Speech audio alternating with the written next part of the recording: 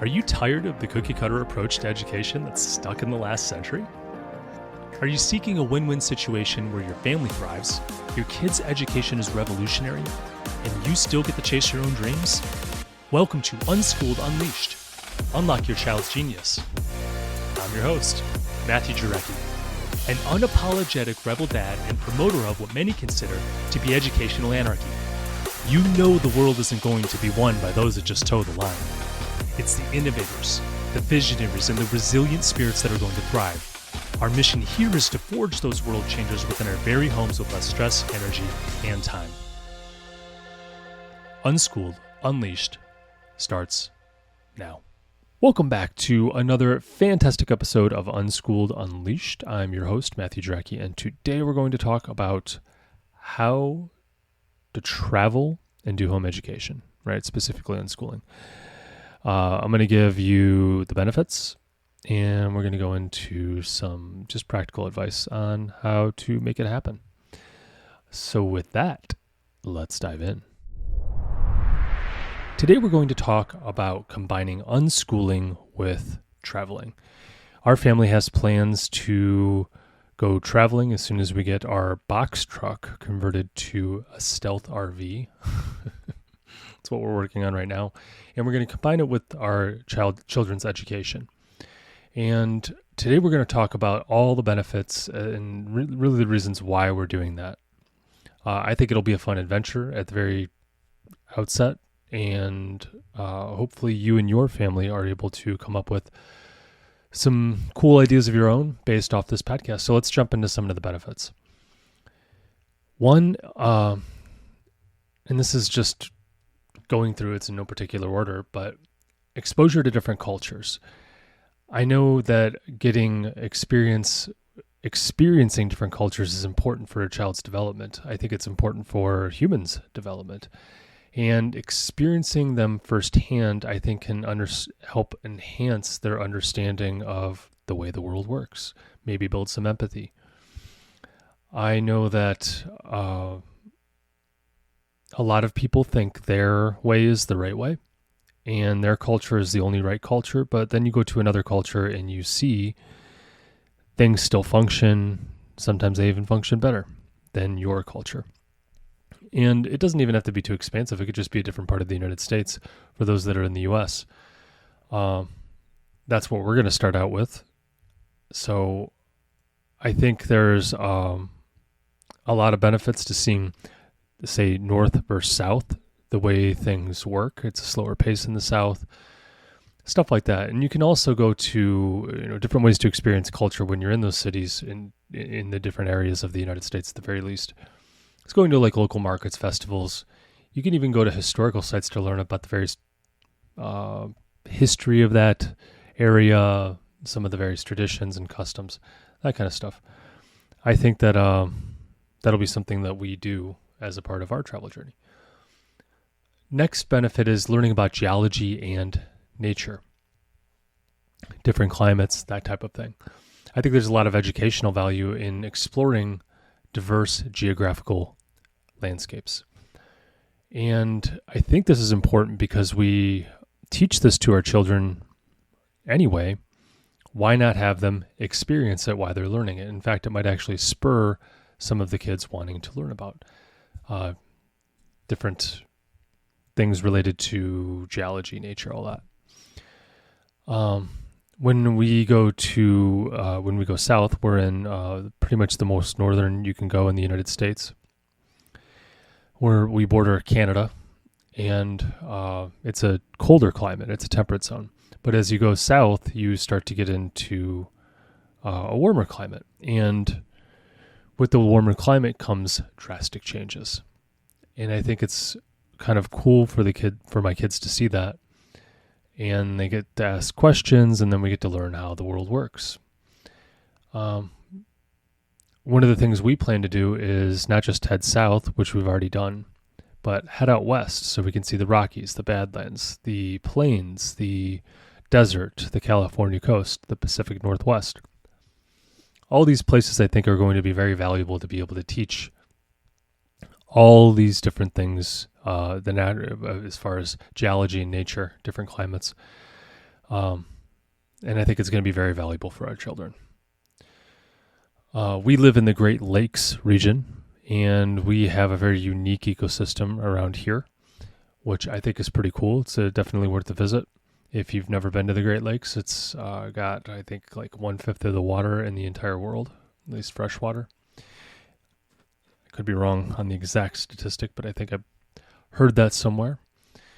And yeah, a lot of interesting things going on around that. But we're used to that, so we want to get out and see the redwoods and caves and all that stuff. Next benefit of being able to travel while you're unschooling is you can learn about history, and you can appreciate it through direct experiences. For example, we want to head out to explore Civil War battlefields, so we're going to go to Gettysburg. We're going to go to D.C. We might go, learn about history at a whole bunch of other places like the Alamo or different museums that they have along the way, or historical sites. These are just fun things to do as you go forward. And when you tell your children about it, they can actually see the where the history took place. And I think that's going to be a more meaningful experience. I think it's going to be a lot more memorable. Another benefit of doing unschooling while traveling is you can target different areas. And this is one of the things we want to do. We want to target different areas based around our children's interests. They'll be able to pursue unique learning opportunities tailored just to them. Some examples might be specialized camps or programs. My children might want to go to astronaut camp, and then we'll head down there for however many weeks that lasts. Or maybe they want to do a chess tournament. We can go to New York City and have them participate in that. I think planning these trips and showing them that their interests are very important, and trying to make an adventure out of that for the family and all experience it together will also help with the bonding and really let them know that they're important and supported. Another reason we want to travel while we're doing home education is we want to make life an adventure. I don't want to live like just this boring life. I don't want to do a 9 to 5 unless it's my choosing at the time. And right now it's not that time. So we want to embrace the adventure of life and model it for our children because we want them to be able to make an adventure for their life. We want to make things exciting. We want to have a lot of personal growth and show them that it's just a continuous exploration and discovery along the journey of life. One of the things that we're doing to make it an adventure, as I mentioned, is converting that box truck to a stealth RV. And I think that that's just going to be able to knock us out of the mundane day-to-day. If we have a couple days off in a row and we feel like doing something, just breaking it up, we'll just jump in the RV and head out. We're hoping my wife is going to be able to switch to a remote job. And I will be able to work at least in part remote. And I think that's a fun life, at least at this stage in the game for us. Another benefit for traveling and unschooling is we get to have them build practical skills through the travel. For example, they're going to learn navigation. They're going to have to learn budgeting. They're going to have to learn planning. They're going to have to problem solve and adapt to new situations and environment. We're going to get a flat, and they're going to learn how to change a flat with me. They're going to learn how to work on the car a little bit, even though I don't know that much. I know a little bit, and hey, we can learn that stuff. I think some of these logistics that they're going to learn is going to be really beneficial for them in the future, especially when they go on their own adventures. So I think that's exciting. I know I did that with my dad or my family. We headed out west a couple times. We went out to California. We got family in Los Angeles. So we would go from Cleveland to California on the northern route and then head back on the southern route. And it was a lot of fun. Got to see all the different cool areas, and we had crazy things happen. For example, just tires falling off the car and transmissions going out and getting stuck in the middle of nowhere, Colorado for a week while they worked on it, and just crazy stuff. But a lot of fun, a lot of great memories along the way. Another benefit to traveling while unschooling is enhancing language skills. In the United States, we have primarily English, but we also have Spanish. And if you head to the southwest of the United States, you hear a lot of Spanish being spoken. And I think this is an opportunity to start to use those language skills. And this is even more so true when you head south of the border to Mexico, which we also have plans to do, or at least tentative plans. We're going to see how it goes. But it might be fun to take a language class and then actually go out there and try and use it in real life. Yeah, a lot of fun. Another great thing about getting your kids out there and traveling while we're doing home education is they get to broaden their perspective. And I'm hoping they'll be a little bit more tolerant for others. When you have an understanding of diverse lifestyles, beliefs, values through direct interaction, I think it just broadens your horizon. I think it fosters an open-mindedness, and I think that's very, very important for children. In fact, I know one of my strengths is trying to keep an open mind. Now, of course, we're all closed-minded to a point. We always have to fight it. However, I think that us traveling and moving so much kept me somewhat open-minded. And I think it's one of my strengths as an adult today. One of the ways you can do that is engaging with the different cultures and finding out the way things work and how they're different and learn about them. And I think that's very valuable for children. Another reason we're doing it is because we're going to create awesome family memories, and we're just going to have a lot of fun. And I think that that's an important thing for family bonding. I think that it's important to, when we talk about memories, it's usually stuff that goes wrong. So understanding things go right and things go wrong, and that's all part of the adventure. I also think travel can strengthen relationships and by creating these lasting memories, and all these challenges and unwanted events can lead to a lot of lessons and just fun stories at the dinner table or at holidays when we're all adults and we're telling our grandkids or something like that.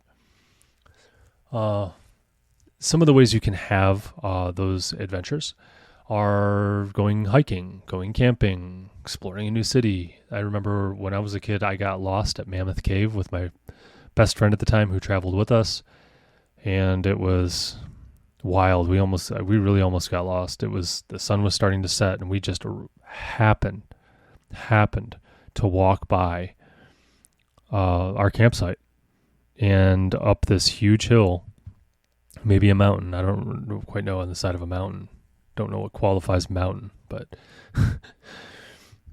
it's a mountain to me. I just heard my dad yelling up the mountain, and I couldn't believe that we walked miles and miles and miles. It must have been a loop or something. And otherwise we're going to get stuck and sleep out there, which is kind of crazy. Next is kind of the how-to and just some things to think about if you're going to plan something like this in your family's life. So one, you have to budget for this type of travel, specifically long-term travel, because that's the way we're going to do it. So I assume that's what you're that's where I'm going to focus my energy. It's not the short-term travel, but the long-term travel, like we're hopping in an RV and we're headed out. You have to save and budget for these extended travel periods. You have to have the time off work to be able to do it. You have to be able to manage your finances on the road and make this travel sustainable. So I think that having a lot of buffer room in your budget is ideal. You can figure out ways to make it happen by renting out your place for an entire month. You can do that on a site called Furnished Finders, or you can do it on Airbnb. But you can rent out your place so that way you're not paying your mortgage while you're traveling, which is a nice thing. You might actually even make some money, but you got to get your place cleaned up and put your stuff away. You're going to have to plan some educational stuff within there. You got to balance these educational goals with fun activities, though, of course, and just remain flexible throughout. You're going to have to allow for spontaneous learning opportunities. Of course, that's what Unschooling's about. But also, you're going to want to stop and hit the national parks, or you're going to want to hit the nature center, or you're going to want to go to the museum, and maybe you're going to want to go to learn about a shipwreck, on a boat. You got to plan this stuff out, and you got to keep that in your budget as well. Utilize local resources is my next piece of advice. Find local libraries, museums, educational centers. All this stuff is going to help you. They're going to have a lot of resources for your specific area. And I think that's going to help you be able to plan your trip a little bit better. I think engaging with the local community is also going to be great because you're going to create a whole bunch of unique learning experiences. I know in Savannah, they got a whole bunch of ghost tours. I'm not a fan of that stuff, but it's just something that comes to mind. When you engage with the local community, that's what you're going to find down in Savannah. There's stuff like that everywhere, right?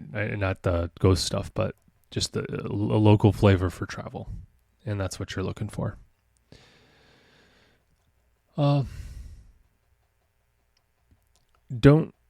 If you're going to travel, don't stay in one place long enough to get residency. Otherwise, you're going to have to comply with their legal requirements. Let's say you're not traveling by an RV, but you're getting a place and you're staying there for months at a time. Usually at about the year mark, you gain residency. And then you're going to be held to different standards than what you might already be used to. So just be careful about that, especially when you're traveling abroad. Next is travel light. Only pack the essentials for educational trips. You want to pack the minimal amount to have learning on the go. I think this is going to reduce your stress, and I think you're going to not regret that. But at the same time, you're going to want to pack things that enhance the journey, right? So you might actually want to pack some books on whatever educational topic you're going to see. For example, if you're going to go out to the desert, you might want to have some kind of books that allow them to learn about the geology, the climate, the wildlife, the people, all that stuff, and that might be worth taking, even though it's a lot of luggage. Essentially, I always err on the side of packing light if possible. That leads me to my next point, technology. You can use digital tools. That might be even easier because you can put a whole bunch of books onto an iPad, and then they could read about it on there. You could do learning apps or online resources for this journey, and that might really lighten your load and make it a little bit easier, because then you don't have as much stuff to try and find when the kids actually want to learn something. But I always caution screen time, because too much screen time, I don't know. Too much screen time to me is probably not a good thing. So I usually take the middle of the road approach on screen time, meaning we definitely utilize it, but we also definitely try to minimize it at certain times of the day.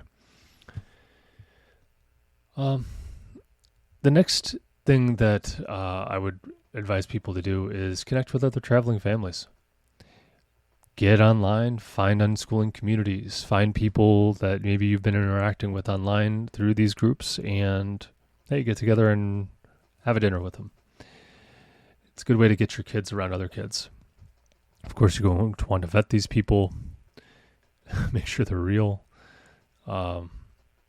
What we do is we don't normally use the online groups as much as we do just attend a local church, and then we get to meet people, and then they often, we found, or at least frequent enough, invite us over, and we go spend some time at their place because they know we're traveling. They usually the first thing they ask is, where are you from? And we tell them, and then we tell them what we're doing, and then we sometimes get an invite, which is kind of cool. Get to meet some really, really interesting people that way, and we've made some great memories. Some memories are just hysterical because the families were kind of wild. We're wild, we're nuts in our own way, and so are these families, and it was very, very interesting. In fact, one time, we did an extended travel to Cincinnati, Ohio, which isn't too far from us, but it's far enough. It's definitely culture shock to a point because it's a much different culture, even though it's in the same state. It's much more southern. I can't understate that. It's a completely different city, but it's got a lot of cool history, and but it's more Kentucky than it is Ohio to me. Anyways, we ended up meeting this family who we got along with, and we went over their place, and when they said grace, they decided to have their kids break out into a cappella and sing for us. And it was super weird. But it made a great memory. We still laugh about that to this day. Anyways, just be wise when you're connecting with other people. Some health and safety tips for when you stay on the road. Just prepare for emergencies and have a plan in place. Have an exit strategy to get back home. Have cash. Have fuel in the tank. Okay? You never know what's going to happen. There's wildfires. There's this. There's that, right? You just don't want to get caught and stuck. So do with that what you will. But you're going to want to make sure you have emergency supplies, meaning like have a flashlight, have first aid kit, have self-protection, have anything you maybe a little bit of packaged food that you can take. I don't want to sound crazy, but things do happen. Moving on. You're going to want to make the most out of nature and outdoors. So definitely go to places where you got a lot of outdoor spaces for education. I think that's one of the huge things. And just one of the fun things you can do is just experiencing the landscape. So I do recommend doing that. Nature-based learning stuff is always great for younger children. They really do enjoy it. And it's nice to get outside. And lastly, this is going to be a little bit of a shorter episode today. Lastly is document your journey. Don't go without documenting it. Take a ton of pictures, do some videos, journal. I don't think you're going to regret that. You're going to want to go back on this. My goal, I journal pretty much every day, and I document my life. And my goal is to find something within the day that I journal about that is unique, so that way I can always remember it. And I have not had one day pass since I've started doing this that I was not able to find one thing to point back to say, this day is a unique day because of this. That's crazy to say, and I didn't think it was possible, but I wanted to see how long I could do it, so I did it for years. I took about 6 months off of journaling just because I fell out of it. Or something rather, I took, how long did I take? It took a while. I took like maybe 9 months off. I'd have to go back and look. I just kind of fell out of it for a moment. So now I'm back into it. I've been doing it for about a month again. And that's very, very good news for me.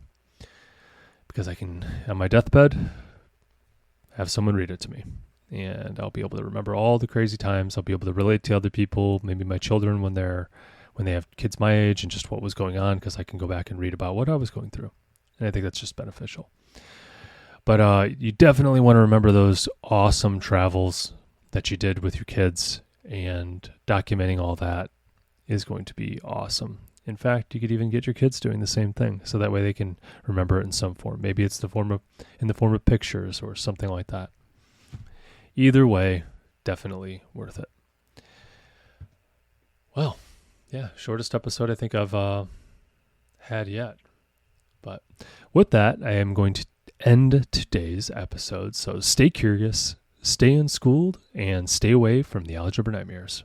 I'll catch you in the next episode.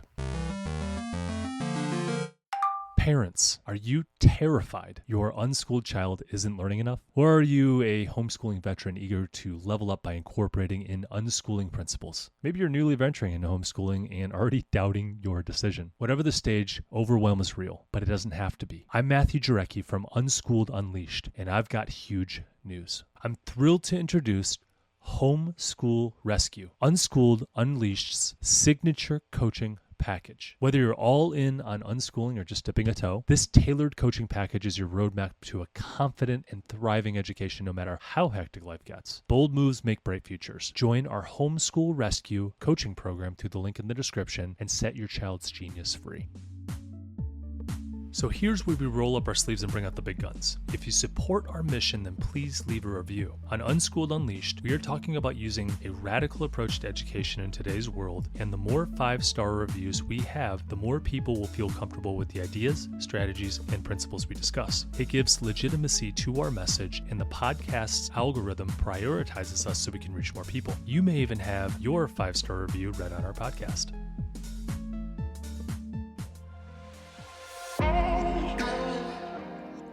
Before I let you go, I have to pause and say this from the bottom of my heart. Thank you. Your presence here is the fuel that ignites this movement. I am incredibly moved that you trust in us enough to click play.